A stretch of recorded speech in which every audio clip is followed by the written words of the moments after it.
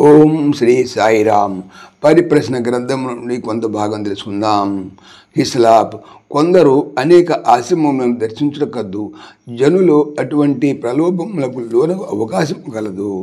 సాయి అమెరికాలో మానసిక అశాంతి కారణముగా ఏ కొంచెమైనా శాంతి లభించునేటువంటి ఉద్దేశముతో ఆధ్యాత్మికముగా చలామణియగు ప్రతి దాని కొరకు అక్కడి వారు ప్రాకులాడుదురు.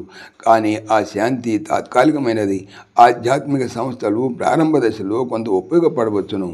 అది భగవద్ విచారణ చేయుటకు కొంత ప్రేరణ ఇచ్చును. విచారణ 3/4 వంతులు, సాధన 1/4 వంతు. గురువును గురించి విచారణ చేయుటకు ప్రతి వ్యక్తికి హక్కు ఉన్నది. అతని ప్రవర్తన ఏ విధముగా ఉన్నదో తెలుసుకుంటే అవసరము. కానీ అనేక మంది గురువుల వద్దకు వెళ్ళుటకు 1 ఎకరము పొలములో బావిని త్రవ్వుటకు ప్రయత్నించి పొలమునంతా నాశనం చేసినటువంటి వ్యక్తితో పోల్చవచ్చును. అతను పొలములో ఒక చోట కొంతవరకు త్రవ్వి నీరు పడలేదని ఇంకొక చోట త్రవ్వాను. ఆ విధముగా అనేక చోట్ల త్రవ్వి చివరకు ఒక చోట 5 అడుగుల్లోనే నీటిని కనుగొనెను.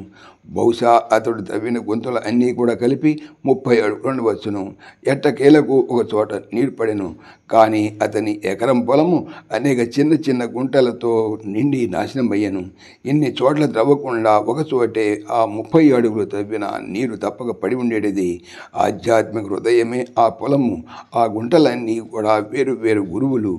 ఆ ఆధ్యాత్మిక హృదయము అనేక గుంటల కారణముగా పాడైపోయాను, బీటల వారెను. సాయిరామ్. ఓం శ్రీ సాయిరామ్. ఈ ఛానల్కి సంబంధించినటువంటి పూర్తి సమాచారము డిస్క్రిప్షన్లో చూడవచ్చును. సాయిరామ్.